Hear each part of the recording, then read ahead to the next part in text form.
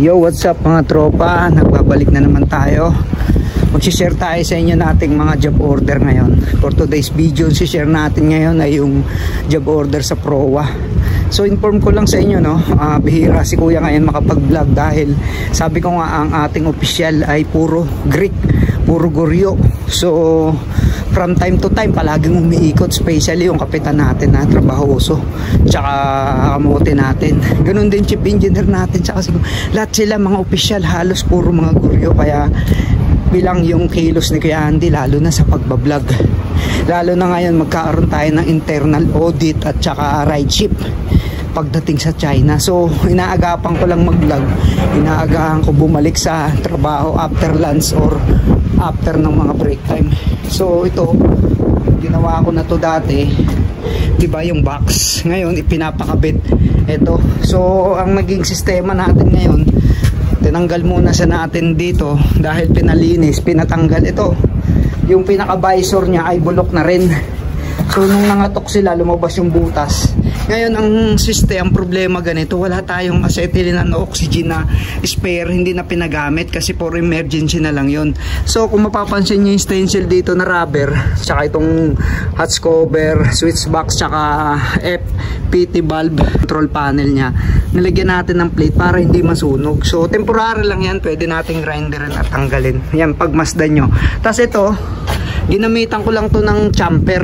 Kung mapapansin nyo, sinamper ko muna sa lahat. Tapos ito, hindi ko na to gagrinderin, hindi na natin siya patatagalin na kumbaga hindi na natin gagrinderin, sinamper ko lang din yan.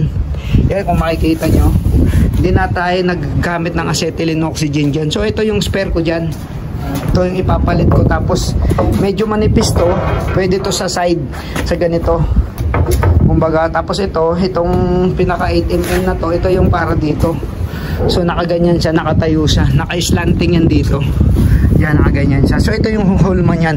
Pero nilagyan ko rin to ng ganito para hindi masunog yung electrical. Tapos itong box, dahil sira na rin, papalitan din natin. Pero ano muna, step by step. Pero may job order na iba. Tumagal tayo rito sa paglilinis ng yung mga steel plate, mga tubo, pina-arrange. Yan, oh, pasok ko kayo sa loob. Yan, nakita nyo yung mga H-beam natin tinanggal. Tapos ito pinrimeran, pinakatukan. Dito nakatagal, sorry, dito nakalagay yung mga tubo, pinalipat dito. Medyo basa pa kasi ngayon hindi ako makapunta. Yun, ay ikot tayo sa kabila. Ayan, so ito yun. Mamaya ako na-explain sa inyo to, no? Ito muna, maraming trabaho mga tropa. Ito, ayan, nakapatay yung ilaw, madilim. So ito, itong tubo na to, dati na yan nakalagay doon, pinakating. Okay, pinakating yung securan doon, nilipat na naman dito. Iba na namang sistema kasi. Tapos ito, pinaalis to, pinalagay dito. Tingnan nyo, yung mga elbow dito. Tapos ito, papaalis din to, ewan ko kung saan palalagay. Pasensya na kayo, madilim. Okay, madilim ngayon dito sa loob. So ito naman, pinagawa sa akin to kahapon, bali pangalawang araw ko ngayon dahil nga wala tayong acetylene. So grinder lang palagi ginagamit ko, tsaka chamfer. As you can see, ito yung para sa chain anchor, okay, sa chain locker nya. So ito yung pinakapandugtong ng ng chain ng kadena ng barko. Okay, pagka nag-a-anchor tayo, minsan mapapansin nyo may ganito. Okay, so spare na yan, dito yan pinapadikit. So naglagay tayo dito ng ganito para sa patungan nya.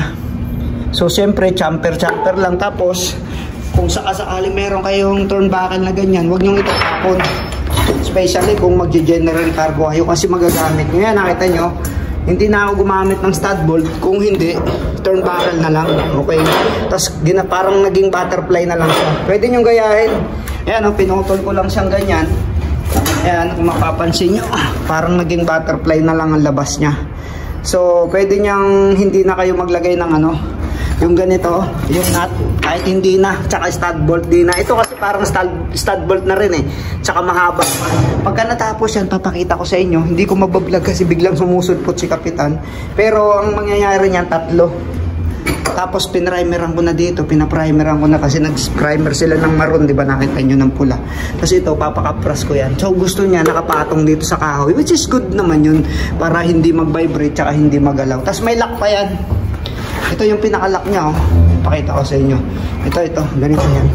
Sa katapusan ng video, ibibigay ko na lang sa inyo. Pero hindi ko mabablog step by step kasi sumusulpot nga siya. Bali, ganyan ang sistema niyan. Mga tropa, bali muna natin. Ganyan, ganyan yan. Okay, nakasecure dyan, nakaganyan yan. Ito yung pinakalock niya. Okay, number 1, number 2, number 3. Tatlo lang naman yan eh. Yan. So, magiging ganito yan. Parang ganyan. Yan, imagine nyo. Tapos nakatungtong sa dyan. Okay?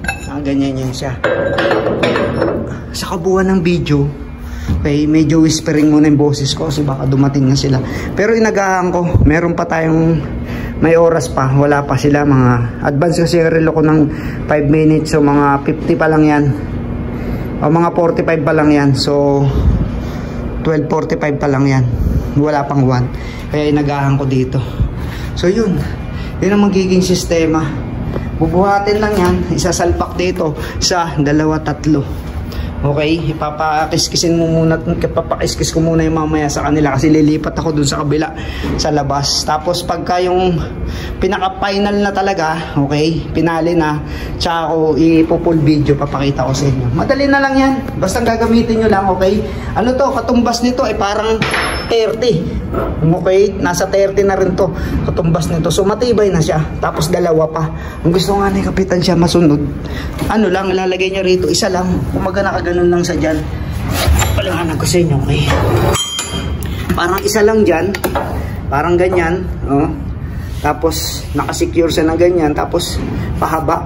Ay sabi ko, hindi yun matibay. Kasi imagine niyo yan, sobrang bigat yan. Ilang kilo yung bawat isa na yan. Tapos gumagalaw pa yung barko, di ba? So para ako ma-safety, okay naman yan. Sabi niya, baka maubos yung ano mo daw, yung ganito. Baka wala na raw gamitin. Sabi ko, don't worry, hindi yan stud bolt. Scrap lang yan ng turnbuckle. Pakita ko sa inyo, okay? Scrap lang ang ginamit ko. Para hindi sabihin nga niya na sayang daw yung ano. Hindi, ayan, ang dami, oh. Oh. Di ba? Ayan, oh. Ang dami yan, oh. Oh. Ayan, oh. Yung turnbuckle na yan, galing lang yan dun sa General Cargo. Which is scrap na lang yan. Ayan, ang dami yan, oh. Oh, tingnan mo yan. Ano na yan, pang tawag dito, yung ginagamit sa kable. Ayan, oh, turnbuckle yan. Nasa sako na yan, kinuha nila boson yan. Lahat yan, pati yung nandiyan dyan. Ayan, oh, mga shackle, ang dami. Madilim lang talaga, pasensya na mga kadena. Kasi nag-General Cargo tayo, okay? So, gamit na gamit yan. Kung mapaalala nyo, dyan sa video ko, yung ginamit natin sa chain anchor dun sa taas. Yung pinaka ISPS natin para sa ano, yan, skylight yan. ISPS natin dun sa labas para hindi makapasok yung stowaway. Kung mapapansin nyo, ginamitan din natin ng turnbuckle. Kasi nga, marami tayo nyan dito sa barko. So, okay. Maganda na yan pagka, ano, pagka natapos na yung video, makikita nyo. Ay, pag ito to, pag nailagay na natin, yung ganda na yan tignan. Siyempre, mawawala na tong guhit ko. Parang hindi siya magbanggahan. So, sa mga Peter naman, pag tinignan nyo na agad, alam nyo na yung gawin. Okay? Hindi na natin dapat talaga step by step yan. Sa mga nagpipiter na dyan, may experience na sa baradero, alam nyo na agad yan. Basta kung anong posisyon lang. Kasi kung ito, patayo kasi yung ginawa ko. Kasi kung ipapahaba nyo yan, aabot kayo dito. Pangit. Kasi daanan to eh. Imagine nyo, masikip lang to eh. Di ba? Sikip lang na lugar. Usually, dito talaga yan nilalagay. Or dito, sa gilid na to. Kaso hindi naman pwede dahil may drum.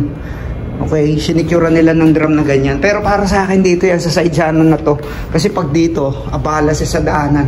Malapit din siya sa panel. Kaso, yun ang gusto ni Kapitan, 4 yun eh. Hindi natin pwedeng suwayin yun. Pero para sa akin, oh, kung ako masusunod, di yan dito nakalagay. Dito yan. Sa side na to. Okay, kasi ilang beses na rin ako naka-experience niyan na naglagay. Diyan yan nilalagay. So, nandiyan na yung mga taga-deck. So, paalam muna hanggang sa muli. Sa continuous lang vlog ko na to, voice over ko na lang. Let's go! Lagay na, but if any convenient port will do. Oh, anong gagawin? Anong nakalista ibig sabihin mo? Kukopyahan ko sana. Oo. Asan? Ando sa ano ko? May papel? Papel? Sa computer mo. Nasa computer pa yun eh. Wala namang problema. Madali naman yung gawin. Kasi sana ganun ba? Ay, kaso nagawa na ata eh. Naipasa na eh. Yung sa'yo. Hindi. Ano? Kaya tuloy ka. Ah, okay. Kasi yung nakalagay, June to July, grabe naman. Ang tagal? Tagal yun na, lampas pa ng isang taon. Oo, hindi pwede yun. Kalokohan yun, hindi yun ma-approve. Isang taon ako sa May. Tapos June pa. Sabihin nito, hindi na yata ito. Huwag na yun.